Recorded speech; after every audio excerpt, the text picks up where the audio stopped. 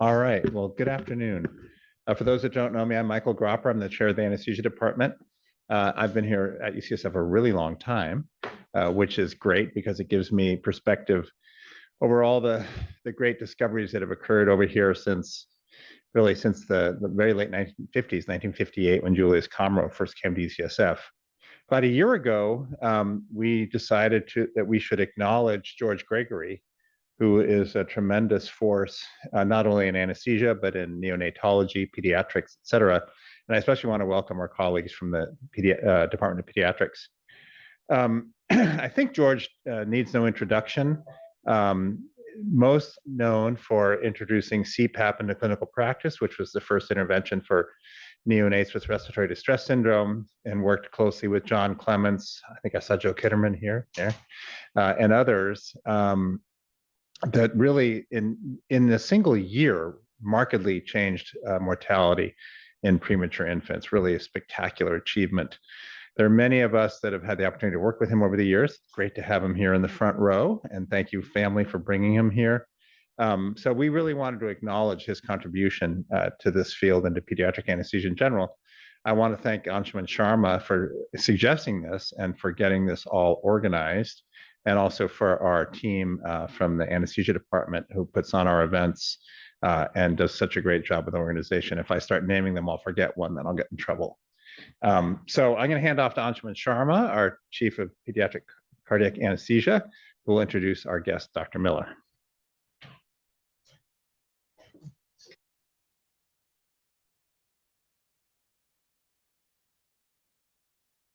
Thank you, Michael. And welcome to everyone who is in here in person and all the people in Zoom from other international visitors and who are attending here. And Dr. Gregory, thank you for being here in person. That motivates us a lot. It's a great honor to introduce Dr. Miller, Stephen Miller. I'll keep this introduction very brief so that he gets to talk a lot. It's challenging to keep the introduction brief and summarize all your achievements in a few minutes. Currently, he's the James and Annabel McCreary Chair in Pediatrics and Professor and Head of the Department of Pediatrics at the University of British Columbia. I also highlight the fact that his roots are deeply planted in the UCSF environment where he trained with Dr. Gregory a few years ago. Over the last few decades, Dr. Miller's research has eliminated what was once known as a complete black box in medicine that is called neonatal brain. His work, supported by over $93 million in grants, has led to about 283 publications, including 121 with him as a first or the last author. One of the most significant insights that his research has shown is that in children born with complex congenital cardiac disease, the abnormal brain development starts much early in the fetal life, secondary to the depleted oxygen delivery. And it has less to do with what we as pediatric anesthesiologists do in the operating room. And that shifted blame from us to the parents. And I thank him for that. And I regret that to some degree because it has diminished the value of my research questions to some degree. Dr. Miller has earned over 30 honors and distinctions for his exceptional contributions to research, his passion for mentorship, and his dedication to patient care. Amongst his most recent accolades are the prestigious James Graham Award from the Royal College of Physicians and Surgeons of Canada and King Charles III Coronation Medal from the Government of Canada. Tonight, Dr. Miller would share his insights on how everyday clinical care, particularly procedural pain and sedation, affect and shape early brain development in preterm neonates. Please join me in giving a warm welcome to Dr. Miller. Stephen?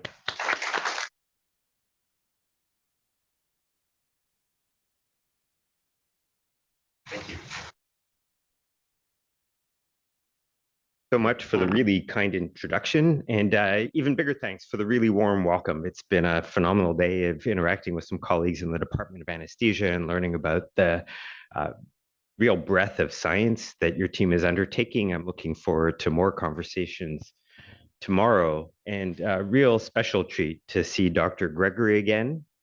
And if I do this well, I hope he sees this as a continuation of the lecture that he started last year. So I was asked to address brain health specifically in preterm babies and to focus on the issues of pain, sedation, and analgesia. So Dr. Sharma was telling me that this is really an interest that extends across the Department of Anesthesia, from the developmentalists at the earliest phases to those taking care of our elderly population. And I wanted to put this in the context of the importance of the everyday experience of these babies. I want to start this presentation by acknowledging with gratitude that I have the privilege of living, learning, and playing in the unceded traditional and ancestral territories of the Coast Salish nations, the Musqueam, the Squamish, and Tsleil-Waututh, and hope through my own activities and through that of our department at the University of British Columbia that we live, learn, and contribute to a shared future based upon truth, reconciliation, and justice. Don't have any relevant financial disclosures for today. So, George, what a treat to see you again after all these years. And you have played a really influential role in my own career in ways that I think you know some of and may not recognize others. And I think we all recognize really the tremendous contributions that Dr. Gregory has made to the care of babies around the world. I was sharing with him earlier today how when I've been fortunate to be a speaker internationally, and I mentioned my time at UCSF, the first question is, do you know Dr. Gregory? And last, when I was in Thailand, they were sharing how their entire system of neonatal care really pivoted with the advent of CPAP, and they credit a lot of their success in helping babies breathe across that country to the impact and the discoveries that you have had. The issue of how we ventilate preterm babies has also been very influential on how we think about brain development and brain injury in the preterm baby, as I'm going to come back to. But perhaps the most direct impact came from around 2000 when I first joined the Neonatal Brain Disorder Center to train with Donna Ferrero, Jim Barkovich in radiology, and Dan Vinier on MR physics, and had the good fortune of meeting Patrick McQuillan, a neuroscientist and pediatric intensivist. And George was very excited about the discovery of fructose 1,6-bisphosphate as in providing brain protection in the rodent model. And fructose 1,6-bisphosphate was distinguished among the many other compounds being evaluated in the Neonatal Brain Disorder Center at the time because it could be given at or after the injury and still see brain protection. So in A, you see unilateral carotid ligation leading to an ischemic hemisphere, and this is a rodent that was treated after the injury, or right around the time of the injury, and you don't need statistics to see that the brain is dramatically different with the treatment. And around this time, working with Donna and Jim, we were very focused on this issue of white matter injury in the preterm baby. I was very fortunate to get to work with Patrick McQuillan and starting to image babies with congenital heart disease. And this has been a partnership that's now been about 25 years. And I remember distinctly the conversation that we had in the old nursing cafeteria at Parnassus over like chow fun noodles after a conversation with George. And Patrick had said, look, George has this compound that should be brain protective. What if we had a model in which that we could test this in? And Patrick's response was, well, we have a group of children who undergo timed quantifiable exposure to ischemia reperfusion. What if we set up a paradigm of clinical research where we would image the children before surgery? And here we're very interested in MR spectroscopy to give us measures of brain metabolism before surgery and after surgery. And George could go into the operating room and then squirt in the fructose bisphosphate, and we would see what happened to brain metabolism afterwards. And so we got a grant from the PCRC to image 8 babies. And the first 6 of these babies had brain injury before they went to surgery, mostly strokes and some white matter injury. And this, we didn't believe what we were seeing. We were very fortunate to get additional funding from PCRC to image another 8 babies. And the rate of brain injury was the same. And we thought our timing must be off. And we took a step back and then have worked together now with a expanded group of collaborators and colleagues, some of whom are here today, to look at this issue of why is the baby with congenital heart disease so exquisitely vulnerable to injury before they see a surgeon or a cardiac anesthesiologist. But that is not the topic I was asked to address today. What I was asked to address today was this issue of brain injury in the preterm baby and what role does pain and the everyday experience of these babies play. And so I want to walk us through 3 stories this evening. The first is that brain injury in the preterm baby matters, but not always. The second is the importance of the everyday, and here is really where I'm going to focus in on issues of pain, analgesia, and sedation. And then I was very struck by George's teaching about simplicity and complexity. And so I want us to look beyond what we see in the intensive care unit and think a little bit longer term. So let's start with the very preterm baby. I'm going to focus on babies that are born 24 to 32 weeks gestation, so a mix of babies who are extremely or very preterm. And we recognize that there are 2 very prevalent patterns of brain injury. There is punctate white matter injury, seen best as these areas of T1 hyperintensity scattered throughout the periventricular white matter, and these are small focal areas of necrosis. We now recognize that invisible to diagnostic imaging, there is areas of diffuse white matter injury surrounding these punctate areas of necrosis. And then we have periventricular hemorrhagic infarction, a venous infarct related to large intraventricular hemorrhage. We're going to focus on this issue of white matter injury. So I was funded by the Canadian government to do a study of, we thought 100 babies born very preterm with the Neonatal Brain Disorder Center team, and to try to understand what was wrong in normal appearing white matter in those babies with periventricular leukomalacia, the most severe end of white matter injury. This is an example of periventricular leukomalacia, these cystic lesions in the periventricular white matter, well seen with ultrasound. So these are large cystic lesions that for a neurologist is what predicts spastic diplegic cerebral palsy, cortical visual impairment, and cognitive impairment. And after about a year of imaging babies early in life and at term equivalent age, panic had set in because we hadn't found a single baby with PVL. And I thought, what a failure this grant was. Fortunately, working with Shannon Hamrick, recognized that we've done ultrasound in the NICN here in a similar way over many decades. And Joe Kitterman, it's wonderful to see you. Yeah, Joe is very influential at the stage to say, why don't you look at this systematically to see what's happened to the burden of this severe form of brain injury? Because with better ultrasounds over these decades, we should have seen more of it. But instead, we saw the opposite. So from 1992 to 2002, we saw a 10-fold decline in the most significant form of brain injury in the preterm baby. I don't think that there was anything being developed or looked at in the lab that would have accounted for a 10-fold decline in the most significant form of brain injury in this or any of the other neonatal populations. So working with Dave Glidden and the epidemiology team, what emerged was that it was a more general use of mechanical ventilation over this time and a real shift from mechanical ventilation to CPAP. That was the predictor of this decline in PVL. We weren't alone to see this. Linda De Vries and her team in Utrecht modeled exactly the same thing and took it a step further and saw declining rates of cerebral palsy in their population with this transition away from mechanical ventilation towards CPAP.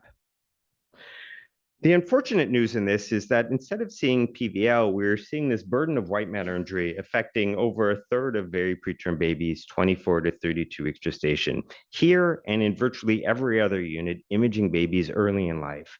And I show these images from Ban Chow, a colleague in neonatal neurology now at Sick Kids, to highlight that they come in very small lesions that would be sort of minimal white matter injury, a single punctate lesion around the optic radiations, to more moderate lesions and confluent lesions. And then we do occasionally see babies with cystic periventricular leukomalacia. This still impacts an unacceptable number of very preterm babies.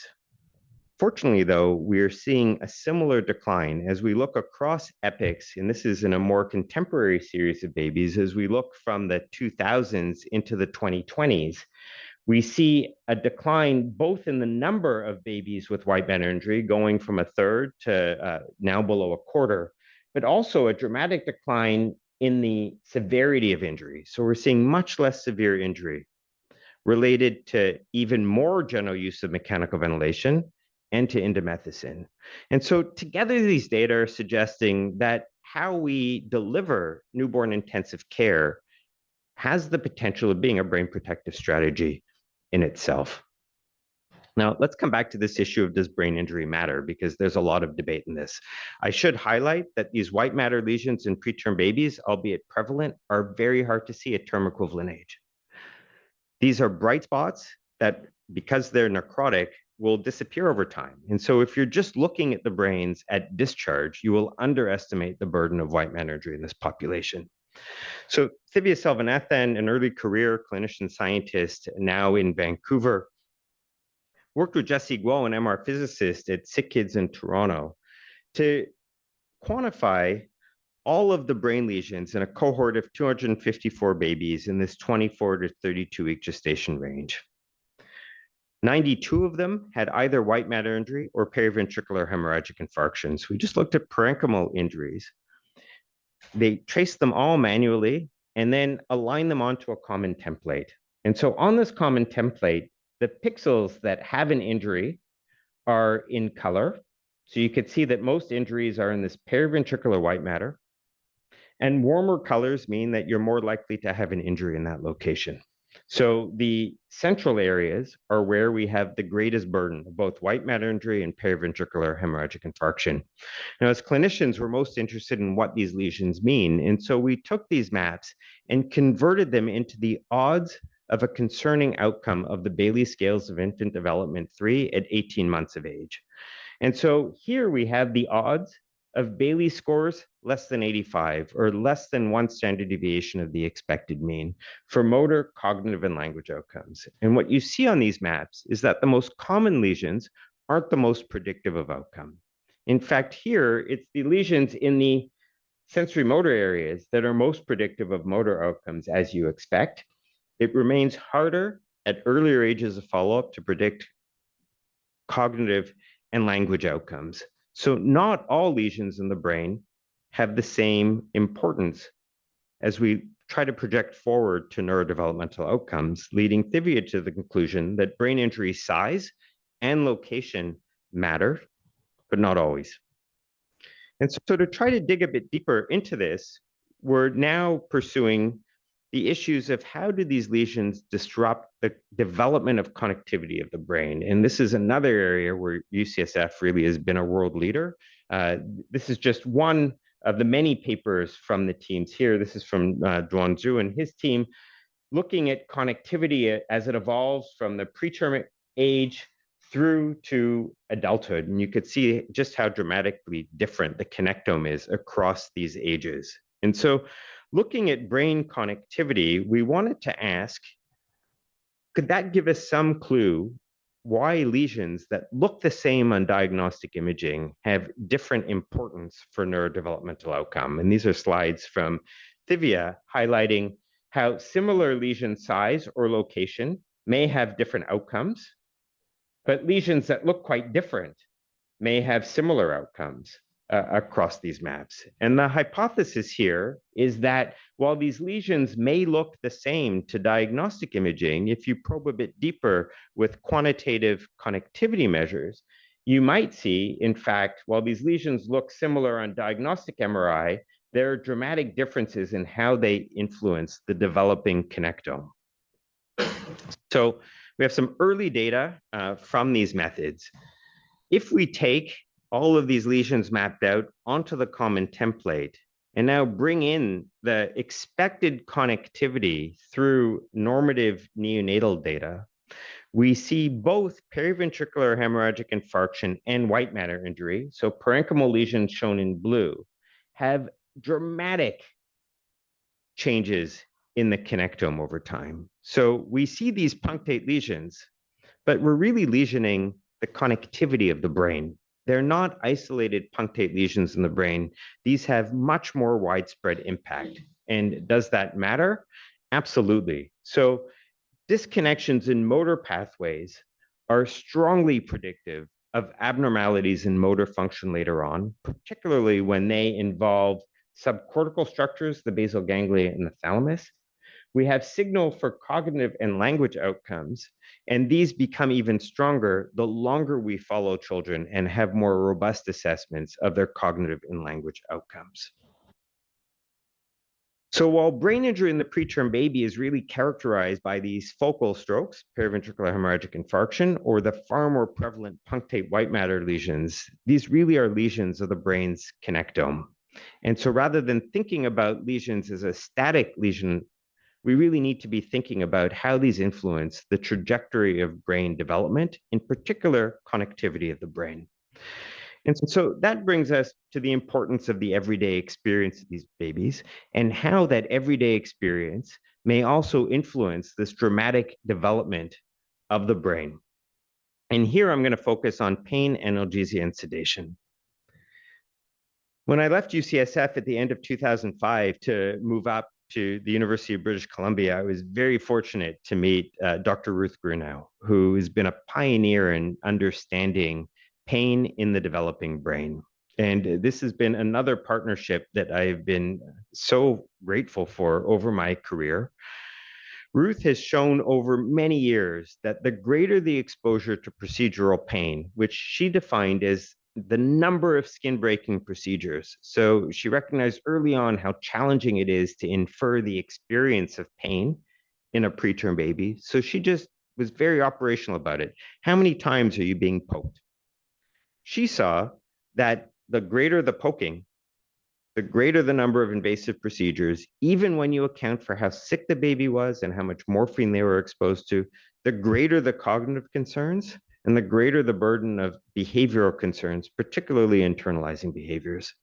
And so we set out to work together to understand how does neonatal pain influence this dramatic period of brain development. So this is a baby that was born at 20 weeks gestation, scanned at 30 weeks, so at 2 weeks of age, and then again 9 weeks later at their due date.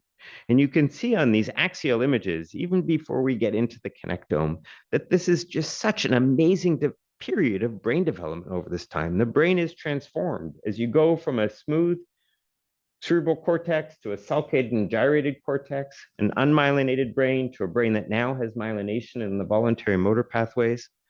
And what is so remarkable is not only the speed of this development over 9 weeks, but that this baby spent 6 of these weeks undergoing intensive care. And so we wanted to ask, how does this exposure to pain influence this development of the brain? And for this, we come back to quantitative measures of MRI. And here I'm going to focus on diffusion tensor imaging, which is, I should have said, was used to develop the structural connectome images I had shown earlier. I'm going to focus on one number called fractional anisotropy. It's a scalar from 0 to 1. As the oligodendroglial lineage matures in the white matter and you get protons trapped in axons and traveling along the axonal pathways, water diffusion becomes more directional. Fractional anisotropy goes up. You could see here in the optic radiations, a pathway that's fairly easy to visualize, how fractional anisotropy goes up, but it's even faster if we split the cohort here of 85 babies on the median number of painful procedures in this group. And the median number here was almost 200 painful procedures. So in the high pain group, you have a less robust maturation of the white matter relative to the low pain group. Everybody says, well, yeah, these babies are getting pain as part of their life-saving care. It cannot be the pain. It has to be all of the procedures, the reason for them having all of these procedures.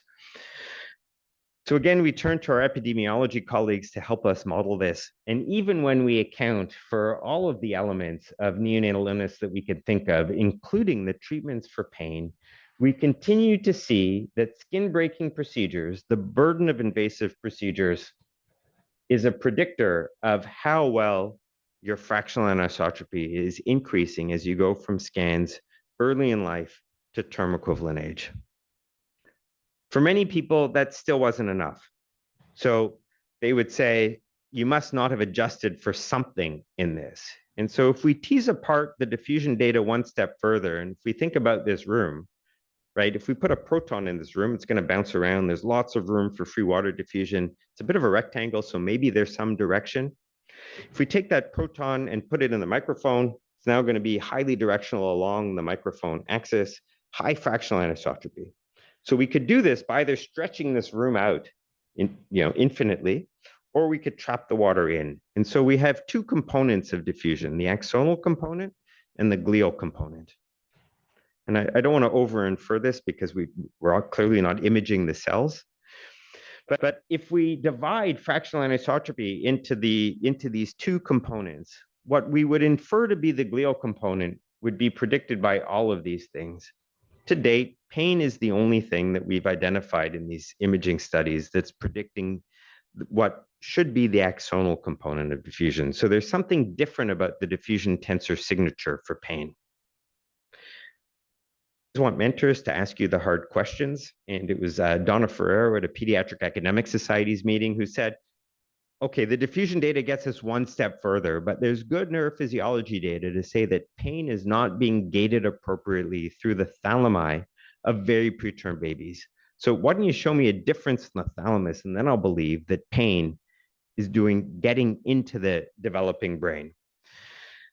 So Jessie Guo and Emma Dordan, who is a research associate at Sick Kids and now a Canada Research Chair at the University of Western Ontario, refined our segmentations of the thalamus to a degree that we could start to answer this question. We built out this cohort to 155 babies in Vancouver, 24 to 32 weeks gestation. And what we see is that it is these early skin breaking procedures that are most predictive of lower thalamic volumes at term equivalent age. Later skin breaking procedures, those procedures after the first scan, so after 32 weeks postmenstrual age, were less predictive. If we now take the images and look with morphometry to see where in the thalamus are these changes happening, because we can image specific thalamic nuclei, we just don't have that resolution. We see that the volume reduction related to pain is where you would expect sensory motor thalamus to be. It's not in the associative areas, it's not in the visual areas. And so this gave us further confidence, even in models that account for other elements of illness severity, that there is a link between invasive, painful procedures and the developing brain. Olivia Selvanathan took this a step further, and a cohort of 150 very preterm and extremely preterm babies showed how this exposure to procedural pain predicts reductions in the brain's connectivity as you develop from early life to term equivalent age, particularly in limbic connections and in basal ganglia connections, those subcortical areas that are most predictive of neurodevelopmental outcomes. You do see frontal change quite prominently, and we're going to come back to this as we finish seeing these children at 8 years of age and have better measures of executive function. Very importantly as well, when she looks at whole measures of brain connectivity, these relationships are most apparent in females. And for the neonatologists that are here, how many areas, how many clinical conditions do you see in the NICU where it's females being more vulnerable than males? This is also quite distinctive about pain, helping us distinguish it from the other etiologies that come with pain, including greater clinical illness. I also just want to highlight the scale here. So when we look at number of invasive procedures, it's like 100, 500, 900 over their neonatal course. That's like the anesthesia department making sure you get a blood test every time you get together for rounds repeatedly through the day. Now, one of the advantages of moving centers has been being exposed to tremendous practice variability.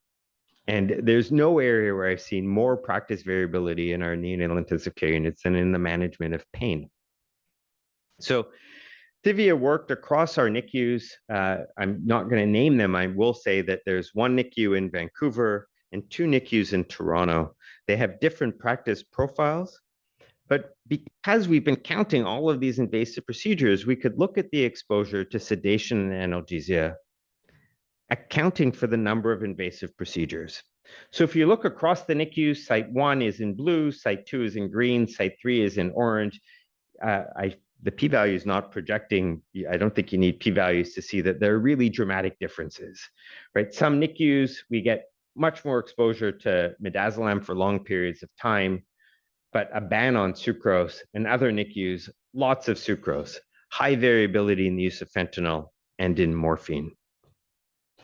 When we look at the number of invasive procedures, and here I'm going to focus on morphine, days of morphine exposure, it tracks very nicely with dose of morphine exposure. Even for a given number of invasive procedures in those first weeks of life, just notice how different the morphine exposure is as you go from site 1 to site 2. If you take this now a step further and say, look at Bailey motor scores from 60 to 140, this should have a mean of 100 and standard deviation of 15, going across the number of invasive procedures as expected. Motor outcomes are worse with a greater exposure of invasive procedures, even when you account for other aspects of neonatal illness, except in those babies with short morphine exposures, suggesting that perhaps it's not all or nothing, that pain management is part of compassionate care of babies. As we think about how to dose these medications, there probably is a dose that is more optimal for this cohort. And our hope is that by leveraging this practice variability across these centers, where we have access to brain imaging, we'll be able to tease apart the pain management pathways that help us promote the more optimal outcomes, just as we've seen a shift in mechanical ventilation leading to a reduction of brain injury over time. Now, when I moved from Vancouver to Toronto, one of the NICUs there had a ban on the use of midazolam, and it was a topic of conversation a bit earlier today, because we recognize from the neuroscience literature that midazolam is selectively toxic to the large neurons of the hippocampus. So this is a picture of Jessie Guo, who, while she was looking at the thalamus, also refined how we can segment the hippocampus at that very early stage of brain development in our babies in the NICU. And we see in our clinical cohorts that the greater the exposure to midazolam in the neonatal period, the slower the growth of the hippocampus as you go from early life to term equivalent age, even when you account for how much pain the baby is exposed to, how many days on the ventilator, how often they were infected, and other aspects of neonatal illness severity. At the time, there was also emerging literature that morphine at high doses in the developing brain was toxic to the large Purkinje cells of the cerebellum, those beautiful cells that play a key role in cerebellar connectivity. Jill Zwicker at UBC and Emily Tam at SickKids looked at cerebellar growth in relation to morphine exposure and see also a decline in cerebellar volumes at term equivalent age with greater cumulative morphine exposure, even when accounting for illness severity. Morphine is not predicting the hippocampus, right? So there's some, I'm not going to, selectivity may be a bit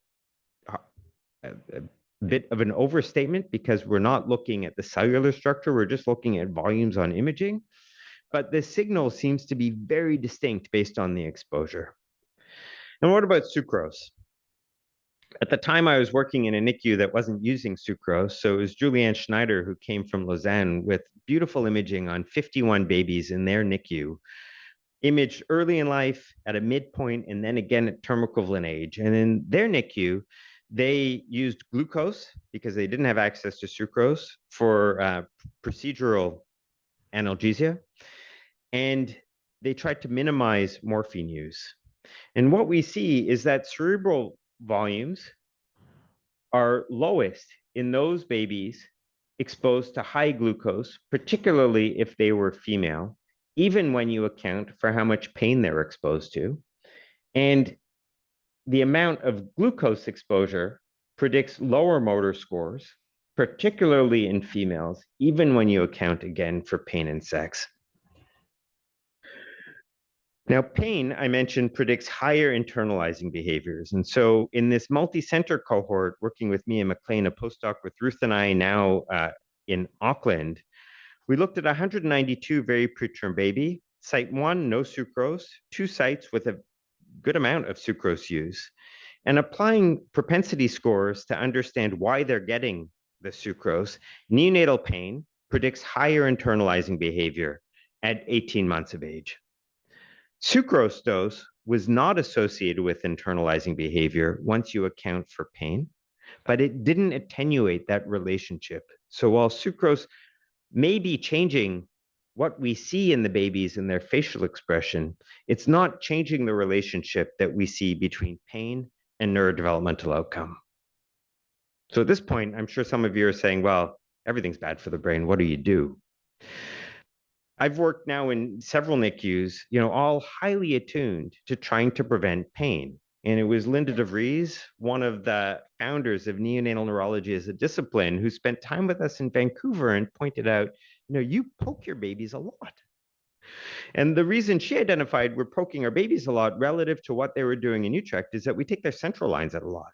I'm sure like you, no one wants CLABSI. It's on everyone's report card. We need to prevent line infections. We take the lines out right away. In Utrecht, they tolerate some infections, even some thrombotic complications. They keep their lines in so they don't have to poke their babies for blood. So when we look at thalamus growth, and here it's normalized to total cerebral volume, so it's not just that the whole brain is different. We have a restricted use of arterial lines, lots of painful procedures from birth to their first scan. In Utrecht, also imaging at the same time period. Notice how not many of the triangles in green are going above 100 pokes. So they tolerate lines in for longer, much less pain, and much larger thalami. And these larger thalami turn out to be a very robust predictor of positive neurodevelopmental outcomes. I also want to highlight the intersection, not just with procedural pain in the NICU, but with surgery. And this was a great study by Dawn Gano while she was at UCSF, highlighting the importance of surgery as a predictor of neurodevelopmental outcome in very preterm babies. Here, looking at IQ scores, composite IQ in dark gray, performance IQ, and then verbal IQ. And you could see that it's really in those children with multiple surgeries that are having lower IQ scores. Divya Selvanathan in these Canadian cohorts then took these findings a step further to say, what's the interplay of brain injury? And it's really those babies who are having surgery and have brain injury is where the predictive value is in terms of seeing these consequences on neurodevelopmental outcome. So I appreciate that I've tried to address each of these things individually, but recognize that they intersect. So if I try to summarize our findings to date, pain is a robust predictor of thalamus development in the very preterm baby. We see some signal in the hippocampus, but much weaker, and we're trying to uncover this relationship to the cerebellum, but predominantly the thalamus. The basal ganglia growth is best predicted by glucose exposure. In newer work, a signal for sucrose, but not the thalamus. The hippocampus is best predicted by midazolam, and the cerebellum best predicted by morphine. So let's come now to the omics, which is a topic of conversation in most of my meetings today. And I've just focused on the connectome. I appreciate that all of the work done at UCSF on the genome, the epigenome, the metabolome.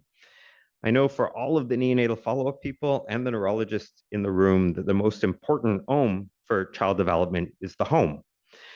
And we've been very interested in now trying to understand how the importance of the everyday extends beyond the period of neonatal intensive care. And so this is that same baby that I had shown you earlier with this dramatic brain development with cortical sulcation and gyration evident over just 9 weeks, back to the scanner now 8 years later.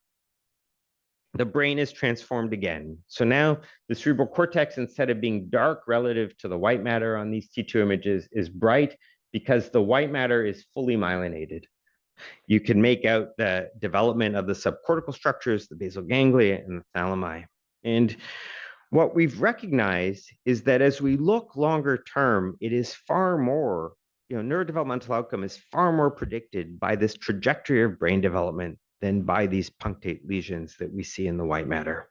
This is work with Dalit Kamran, now a neonatal neurologist in Jerusalem, where we looked again at thalamus volume. We know thalamus volume predicted by pain, also predicted by the severity of white matter injury in these children. Thalamus volume at 8 years of age is best predicted by the growth of your thalamus as you go from early in life to term equivalent age. So what happens in the neonatal intensive care unit matters. Thalamus volumes are lower in the presence of white matter injury and with pain, and that persists over time, 8 years later. In fact, that difference is even magnified. But let's now look at outcome. And if we look at full-scale IQ, we have those without white matter injury or significant white matter injury in blue, and those with significant white matter injury in orange. And what you could see is that the link between thalamus volume and IQ is only really there in those children with brain injury. And so again, another point of intersection where the size of these structures matters in the presence of early life adversity. This being the Gregory Lecture, we had to look at what the role of lung disease was in these longer term outcomes and infection. And if we now look at 8-year outcomes in 164 of these babies that were scanned in Vancouver, and I have to give a huge thank you to the families who've participated in these studies over such long periods of time and often stressful periods of their lives. When we come to motor outcomes, well predicted by bronchopulmonary dysplasia, which was defined here as oxygen needs at 36 weeks. Visual motor integration, again, BPD. Full-scale IQ, though, cognition, independently predicted by infections, particularly multiple infections. So if we now go back to the brain imaging at 8 years of age and say, is the white matter the same for all of this? We see reductions in fractional anisotropy, that measure of connectivity that we're using, that are widespread, diffuse, and localized, not widespread. BPD, localized lesions, particularly in sensory motor pathways. So not surprising that we have this stronger relationship to motor outcome and visual motor outcome for Patrick, seeing these changes back in visual association areas. The cognitive changes are better predicted by these more diffuse, less severe reductions in fractional anisotropy.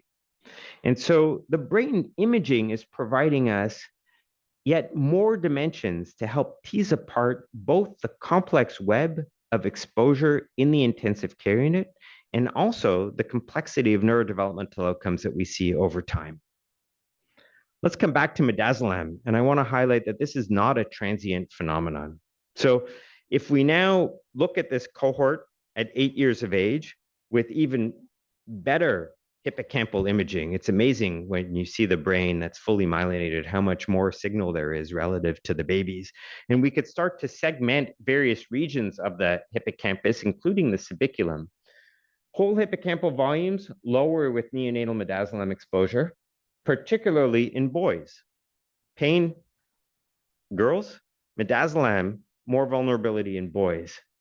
This is particularly robust, this association, when you look at the subiculum, and it's subiculum volumes that are most associated with working memory, as you would expect with thalamus growth, even when you account for the exposures that brought you to this place. So this exposure of midazolam, or this relationship between midazolam and hippocampal growth in the neonatal period, is not transient, just as it's not transient in the thalamus for white matter injury. And so it brings us to this issue of what might be modifying these relationships, and or the idea of homics. Noha Goma, who is the first dental scientist who trained with us in neonatal neuroscience, because poor oral hygiene is globally such a strong predictor of preterm birth. She's been very interested in how social disparities influence medical outcomes of prematurity. She thought if scientists are going to take us seriously, we need to put in, we need to call it homics like we call genomics. And we recognize now that there are a variety of ways that exposures in the home can get under the skin to influence the biology of neurodevelopmental outcomes. And whether that's through stress response, the epigenome, brain development, perhaps even the microbiome. But as a neurologist, it's very exciting because there are many opportunities that we can intervene, whether it's directed resources around environmental enrichment or unconditional cash transfers. I think this is a burgeoning area of interest in research. When we look at how social disparities might influence neurodevelopmental outcomes in the very preterm baby, the associations are not what we expected. So this is work with Isabel Benavente Fernandez, now a professor in Cadiz, Spain.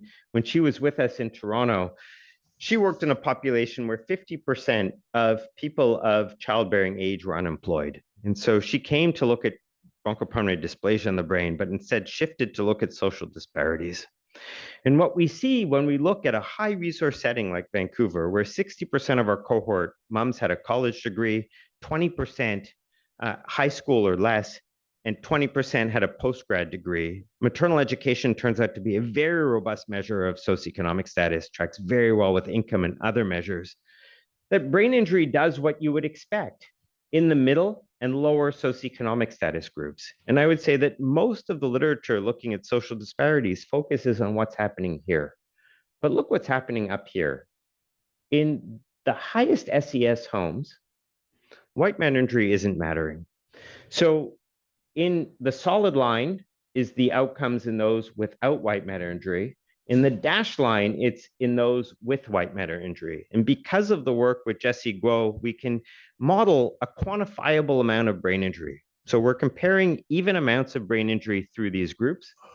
We see that for a given amount of brain injury, IQ at 4.5 years of age is doing what you would expect. It goes down, but not in this high SES group. And so we're now very focused on understanding what are the modifiable factors in this. And as a parent, it's hard not to think about parenting as one of those factors. And Jill Miller, now at the University of Calgary, videotaped all of these interactions of parents, usually moms, and their children undergoing the Baileys, which is often a stressful test for the children, coded how that interaction was happening using validated scales. And what we see is that we have a relationship between cortical development, reflected here in cortical fractional anisotropy, relative to outcomes in the presence of higher maternal sensitivity, but not with lower maternal sensitivity. And so we're now trying to understand how can we intervene to support all of our parents when they go home from the intensive care unit. And this is just one slide from work by Trish Williams, a neuropsychologist at Sick Kids, who's focused on the families of children born preterm or with congenital heart disease. And she's pioneered an online parenting coaching intervention. It's delivered over just several sessions by Zoom. It's scalable up based on parenting needs.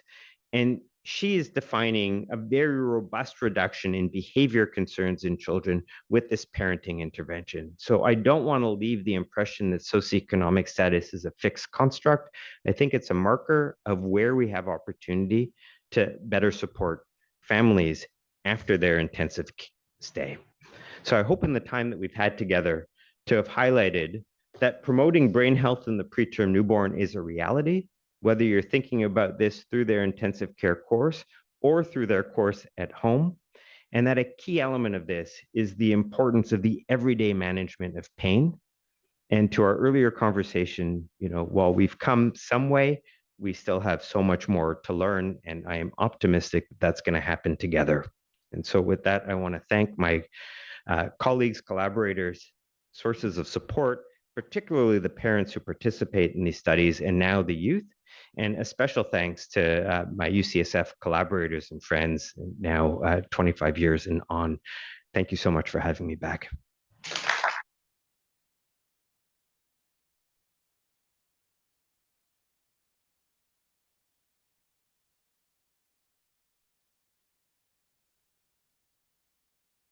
Time for questions. Yes, that's what I was going to ask. If anybody has a burning question, we have a few minutes. That was fantastic, by the way. And George. I think it's interesting that we have all this concern about kids being anesthetized and having poorer outcomes. But when you look at, again, one of the factors associated with those poor outcomes is whether they come from poor families or not poor families, and whether they're educated or not educated. So if they're not educated, the outcomes are much worse. And I think you can think of a lot of reasons why that can happen, but if the parents don't have time to put into their children because they have to go to work and make a living to try and survive. And Bill Tooley pointed this out many years ago. What he said, we were doing a lot of inter-unit transfusion. And his data showed that if you wanted a smart child, you had an inter-unit transfusion. Well, that doesn't make any sense. But what it did make sense was that these parents really wanted this child. They put a lot of time into the development of this child. And that's probably why they turned out to be much better than those whose parents couldn't put that amount of time into it. So I think this is really important research, and it's going to help in a lot of different fields. Thank you. Thank you. Patrick. It's a lovely talk, Steve, as always. So many things that you make me think about when I put all this data. But you show this data now in multiple ways about the sensitivity of both maternal education, SES, to the effect size on cognitive outcomes and language. So thinking about that, and I'm also thinking about the data you showed at the beginning of the talk, with a much higher predictive association for early motor outcomes by the areas of the lesions. And early in the talk, you said, well, maybe that's because we're not measuring it, but I'm wondering whether or not it's going to come down to sort of critical periods. So my question is twofold. Number one, have you ever looked at this modifying effect of SES and maternal intelligence on motor outcomes instead of cognitive language? And you know, number two, I guess the theory I would put forth is just that, especially for things like language, I think there's a much greater window for remapping things. So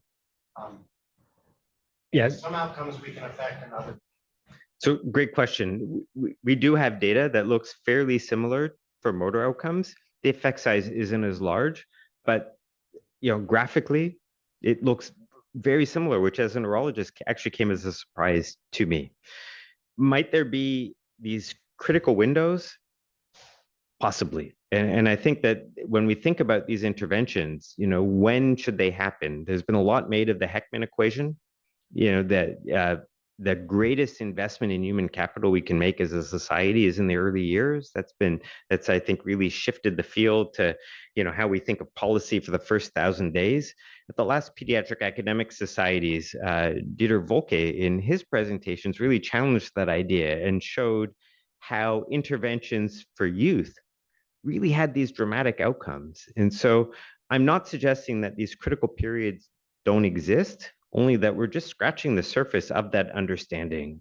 And so we were speaking a little bit earlier, and it comes to the question that we're trying to ask is, what are the outcomes that matter most for the families, but even more importantly, what matters most for the youth? And so we're becoming much more interested in how youth define themselves and how they define their competence.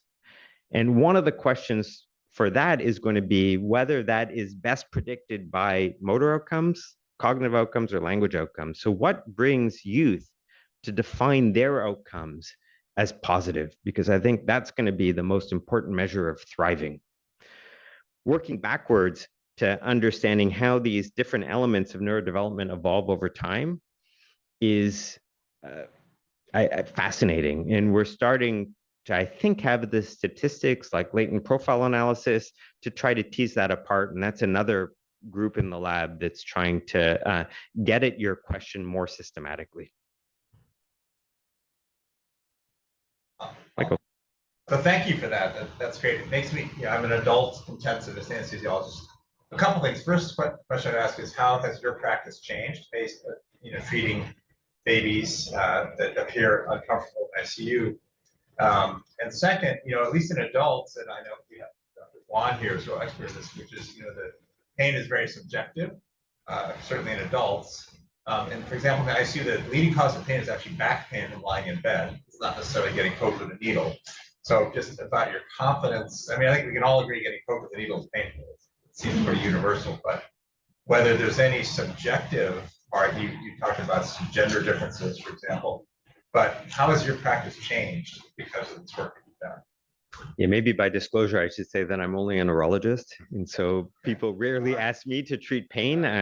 From the days I met Joe Kitterman, I'm a neonatology wannabe. But what I have seen, is people being much more deliberate, even now pushing further to prevent pain as much as possible, bundling pokes. The numbers are still way too high. And we're starting to see conversations about how might we be more invasive in other areas in ways that would prevent pain, like use of central lines. So again, I'm just happy that we're asking the question. In terms of your other question, I completely agree. I would love it if we had a pain meter, right? Maybe optical imaging is going to be one of those ways. I think there have been some recent studies in older children and adults looking at, can we define a neural signature for pain in the brain? I think we're a ways off from having something that could be used clinically. And so I recognize the limitations of counting pokes. There's going to be something more to it. But the fact that we see this relationship with a crude measure, I think speaks to the robustness of this association. So thank you. I think I have one more minute. So the development of these major highways in the brain at that early age, the 28, 32 week, and a little bit more higher up view of pain, because pain can't exist without the self. Self, we are still not sure what it means. The default mode network that sometimes I'm not sure how well it gets established earlier on. Is there any evidence of the changes in the default network that we see in the neonates who have excessive pain versus? And is that the pain perception, as Michael says, later on in these patients, not in the motor, not in the cognitive, not in the. Yeah. The pain perception itself gets older in babies who have undergone more nociceptive stimuli in premature. So two great questions. I'm going to tease them apart and point to two pieces of literature. One is around the default mode network. We struggle to get high resolution, high signal functional MRI in the baby, just given the cerebral blood flow that we're trying to measure. So we've relied much more on structural connectivity, and that's where that work by Thivya Selvanathan in the connectome, I only showed some of the data. The pathways that would be involved at later ages for the default mode network are similarly involved relative to pain, particularly in the connectivity, to subcortical structures. Emma Dourdan, working with Ruth Grunau, had seen this relationship between pain and sensory sensitivity in preterm babies, which is a well-recognized phenomenon in neonatal follow-up clinics.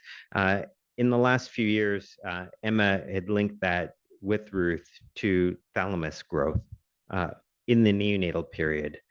We're going to revisit this now that we finished the 8-year imaging of this cohort. We're just at the phase of wrapping up the 8-year follow-up of that cohort that has 3 sites in Canada with the widely variant pain management strategies to try to see, does the neonatal exposure, not just to pain, but to analgesia and sedation, help predict the neurodevelopmental phenotype at a later age? I suspect from the early data that it's not going to be a single relationship, that this is going to be a relationship that will be there modified very much by both the intensive care stay, and then also by the experience at home. Hi. Data, there's a pretty clear, the gender difference seems to be that the two are just offset. So an earlier exposure in animals leads to the same, females leads to the same cognitive later period. So the kind of window of susceptibility is just offset. I wonder if you could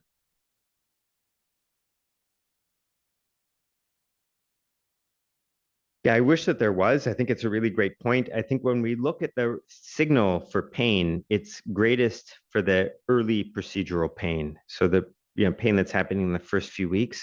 Some of that is an issue that's when most of the pain for most babies is happening. But often there is later elements of illness that happen. We just see this relationship stronger in females related to pain, but it may be that we just don't have the fidelity. It's not that we're imaging children prenatally and every 2 weeks. We've got these 2 scans. So I think you're raising a really interesting point, and it's going to take greater density of longitudinal imaging in the neonatal period to start to get at that. Thank you. Thank you very much.